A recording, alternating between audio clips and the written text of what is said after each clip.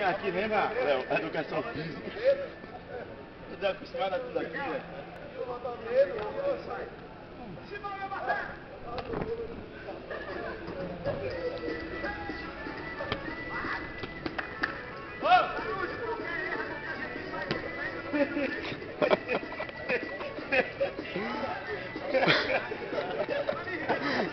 Só tem os craques, viu?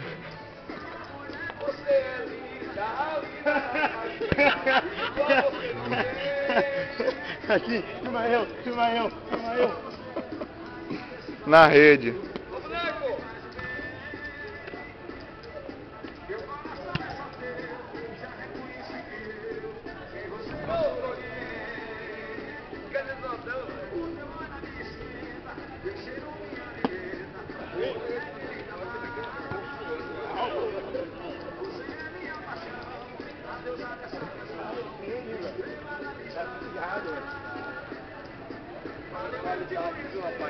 Impressionado, tava vendo a qualidade de meninos aí, viu, rapaz?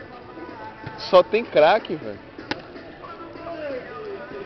O técnico Bernardinho não pode ver esses caras não, senão desmonta a seleção inteira. Só treinando só pra segunda fase da liga, né? Liga Brahma Chopp. Liga Brahma Chopp. Ó o saque do garoto. Olha. Pressão. Olha. E o moleque aqui, chegou ali na cima, olhou a mão pra cima, não foi batendo a mão na quina. Então foi outro aqui, foi uma pressão da porra, um pulão que ia dar aquele saque. Viu? Que ia dar aquela cacetada, aquele corre a bola na rede. Vai parar na praia agora.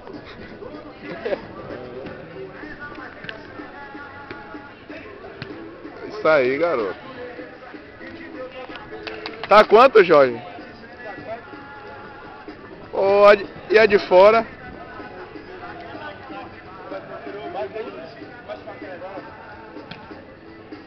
Agora é sério, viu?